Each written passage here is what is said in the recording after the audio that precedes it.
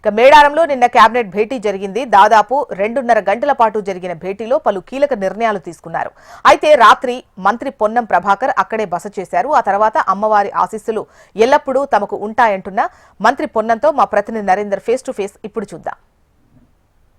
రేవంత్ రెడ్డి ఒక రాత్రి ఇక్కడ బస చేసి మరి ఇక్కడ అభివృద్ధి కార్యక్రమాలను పరిశీలించడమే కాకుండా మంత్రులతో సమావేశం ఏర్పాటు చేసి కేబినెట్ సమావేశం ఏర్పాటు చేసి రాష్ట్ర అభివృద్ధి కోసం పాకులాడారు. మనతో మంత్రి పొన్నం ప్రభాకర్ ఉన్నారు. ఆయనను అడిగి తెలుసుకుందాం. సార్ చెప్పండి, నిన్న ఇక్కడ కేబినెట్ సమావేశం జరిగింది, ఎలాంటి విషయాల మీద చర్చ జరిగింది?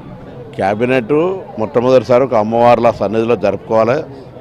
స్వాతంత్రం వచ్చినప్పటి నుంచి బయట హైదరాబాదు ఉమ్మడి రాష్ట్రంలో కానీ ఇక్కడ కానీ ఎప్పుడు కూడా బయట జరగలేదు. ఇది మొదటి సమావేశం.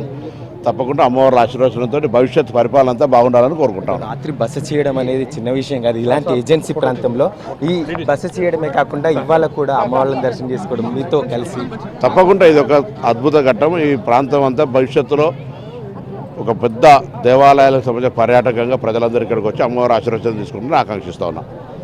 చూస్తున్నాం, అమ్మవారి ఆశీర్వాదం అందరికీ ఉండాలి, ఆశీర్వచనం తీసుకున్నారు. చాలా సంతోషకరమైన విషయం. అయితే రాష్ట్ర కేబినెట్ మీటింగ్ మొట్టమొదటిసారిగా ఏజెన్సీ ప్రాంతంలో పెట్టడం అనేది అదొక లిఖించదగిన విషయం అని చెప్పేసి చెప్తున్న పరిస్థితి. Cameraman Sampath Narender, HM TV, Medaram.